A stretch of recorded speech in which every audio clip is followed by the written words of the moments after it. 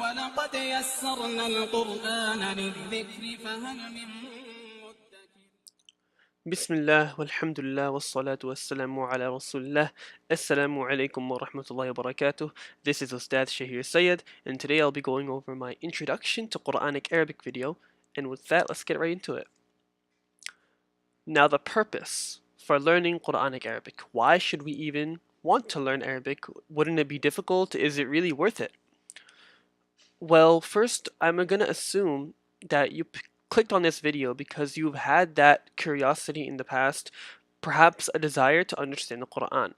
Perhaps you were behind an imam in Taraweeh during Ramadan. Perhaps you were sitting alone with the Quran and you just didn't understand what was going on and you really wanted to understand it. And I'm here to tell you that's a definite possibility. This is not out of reach. This is not something that only scholars are able to do. Actually, the Quran and the Arabic language was Allah intended for that language to be accessible to all Muslims and to actually everybody so that they can understand the Quran. Allah says multiple times in the Quran, إِنَّا أَنزَلْنَاهُ قُرْآنًا عَرَبِيًّا, right? We revealed an Arabic Quran, لَعَلَّكُمْ تَعْقِلُونَ, so that you can understand, right? So the reason Allah chose Arabic is because Arabic is very succinct, it's eloquent, it is simple, and it's easy. So that's our first thing. We want to be able to understand the Quran. We don't want to be lost anymore. We don't want to be lost when we're hearing it or reading it. And this, in turn, fulfills our second purpose, to deepen our relationship with the Quran. Imagine you were in a relationship with a friend or a family member or a spouse, and you weren't able to speak to them because you didn't understand their language.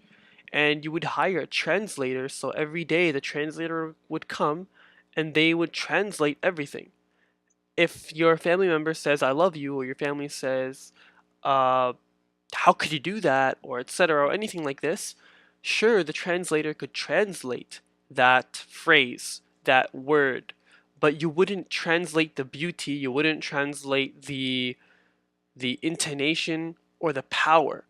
For example, if I translated an English poem into Spanish, sure, you could the meaning would translate, but the rhythm, the rhyme, the tone, the intonation, all of this would be lost. And this is similar to our relationship with the Quran. Now, if we remove that translator and actually learn the language of the Quran, instead of having that archaic Shakespearean confusing translation, which we sometimes have to translate into even better English, then we've already shown a commitment to the relationship with the Quran. We've already shown that commitment. And then therefore whenever we engage with the Quran, whether we're reading it or hearing it, now we understand it and therefore we enjoy it more. Now our relationship is deeper and is full of meaning. Now the skills that we are going to gain in this course, inshallah, is practically the purpose, right? We will be able to read and understand the Quran and hear and understand the Quran, and we will also be able to have the resources to translate ayat of the Quran that we are initially unable to translate. If we can't initially translate it, you will be given dictionaries, you will be given resources to be able to translate it without needing a translator, inshallah. So my goal throughout this process is, number one, to fulfill the purpose, right? I want to fulfill this purpose. I want to be able to provide the means so that you will be able to read and listen to the Quran with comprehension. And I want this to be able I want this to lead for us. I want this to eventually lead to a deeper relationship with the Quran. And this is actually the end goal, right? Now my second goal is ease. This is my acronym. Easy, accessible, spiritually fulfilling, and enjoyable. I want to make Arabic easy because the way Arabic is taught today is usually for people who are going to be potential scholars. Maybe that's the Arabic program is the very first subject that the students will learn, and therefore they will then, in the later years or later part of their program, they're going to be learning deep poetry and Quran and Sirah and Fiqh and Tafsir and Ulum al-Quran and all this type of stuff. But these are for scholars, and therefore the Arabic that they learn is generally more difficult. But for us, I want to make it easy. I want to make the Arabic for the purpose of the Quran and only. I don't want to fill you guys up with fluff. Sure, may Allah reward these people, but they have a different purpose in mind. My purpose is for the Quran, if you remember. So we're not going to be learning deep Arabic for poetry and all that type of stuff. We're just learning how to understand the Quran, which is a very noble endeavor. So that way Arabic will be made easy. So we're not going to be going too deep into poetry and all these difficult subjects. Now, to make Arabic accessible, obviously we're on YouTube. How more accessible can we get? Spiritually fulfilling. Now, the way this is going to happen is that almost every single lesson, maybe not the first or second lesson because we're getting into the basics, but almost every single lesson we're going to apply directly what we learned to the Quran.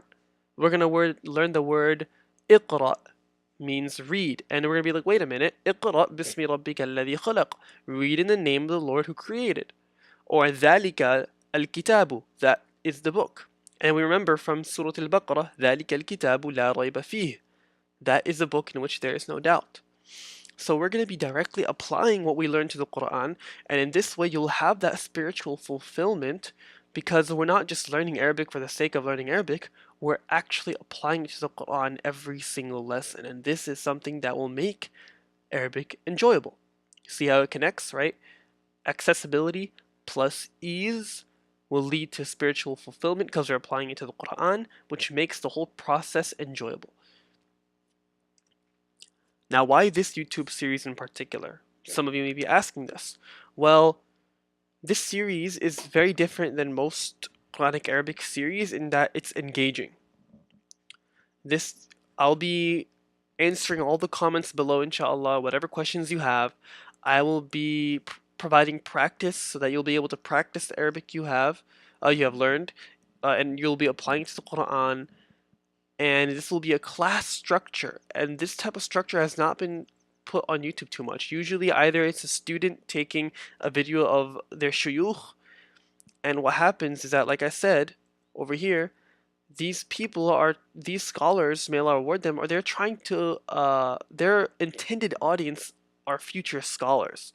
And not all of us want to be scholars, so that would be a difficult process, and it's more befitting that we have the intended audience of everybody, so that we will all be able to learn from 0 to 100 the Arabic language for the purpose of the Quran, inshallah.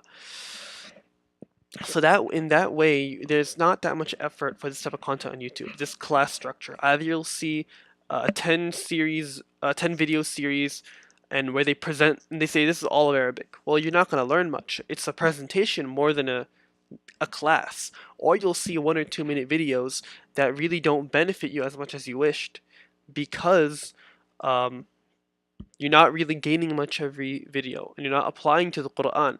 So I want a series that is balanced, that is unfiltered, that focuses on the application of that Arabic, that focuses on the application of what you learn to the Quran, and in a structure that you can learn and engage and benefit, inshallah. Now, the reason I have this slide over here is so that you know my Arabic background. I've been born and raised on the East Coast in Virginia, United States. Finished memorizing the Quran in 2010.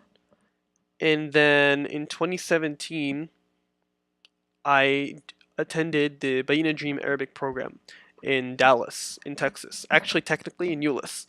And we learned Quranic Arabic there. The head instructor was obviously Bayina Institute.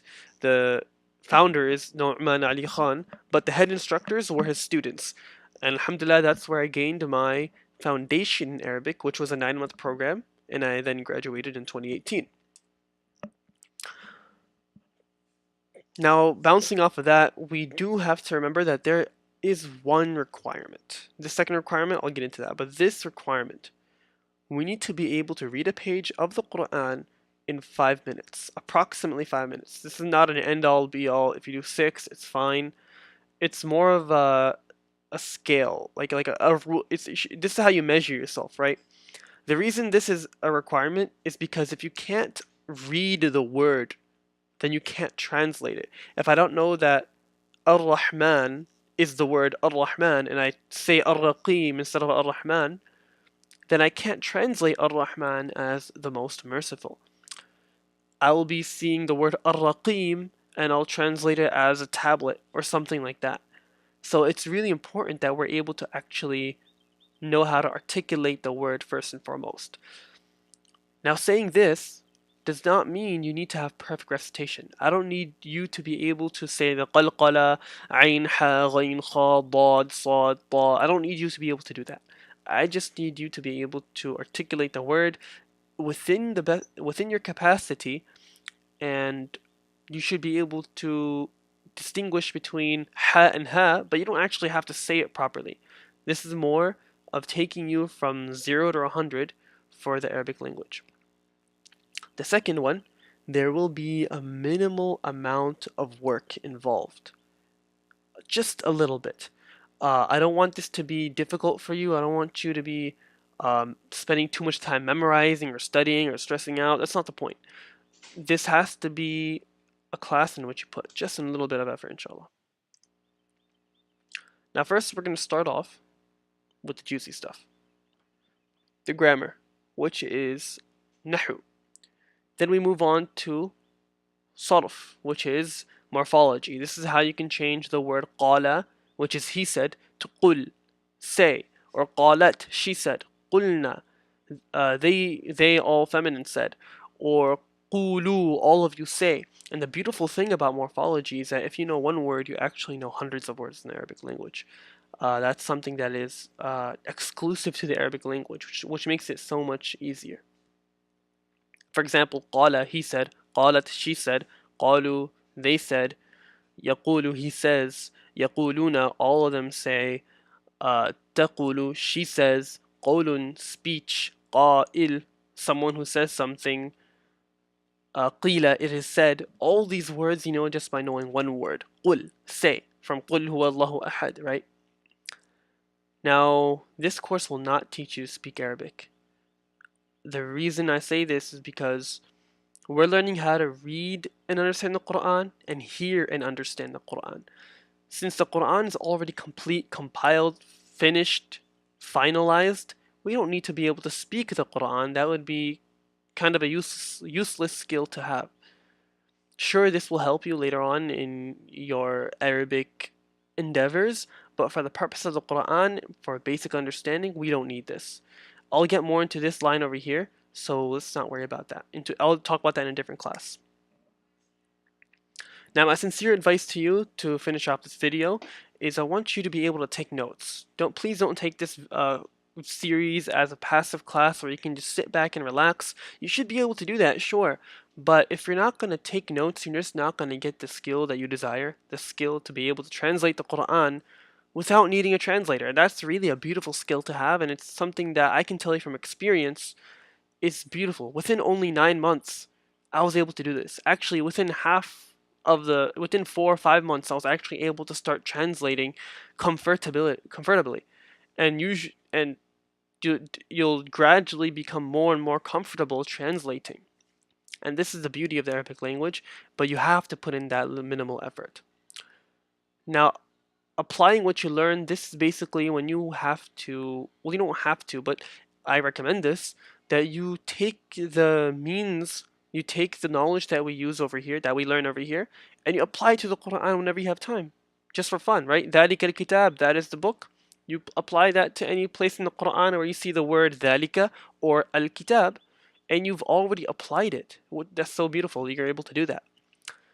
Simply, make sure you are organized with your notes so you can always look back and review or go over a concept that you thought was confusing. Now, my last and final advice, practice, practice, and practice. This will give you the skill set that you desire, inshallah ta'ala. And with that, this is the end of my introduction video to Quranic Arabic. Assalamu alaikum wa rahmatullahi wa barakatuh. ولقد يسرنا القرآن للذكر فهل من مدكر